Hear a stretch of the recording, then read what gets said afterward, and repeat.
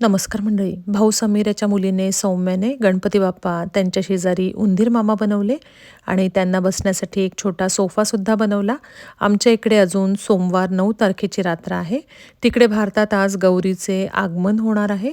आमच्याकडे उद्या म्हणजेच तुमच्या संध्याकाळी जेव्हा आमचा दिवस सुरू होतो तेव्हा गौरी येणार आहेत. इकडे गौरीच्या आगमनाची आम्ही सगळे मिळून सगळी तयारी करत आहोत. देवाचे सगळे भांडे पितांबरीने स्वच्छ घासून पुसून ठेवले.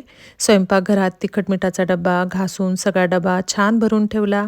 त्यानंतर तेल तसेच तूप काढून ठेवले. मी, माझे मिस्टर, भाऊ अमोल, राधिका, मुलं, आई सगळ्यांनी मिळून उत्साहाने आम्ही सगळं डेकोरेशन केलं.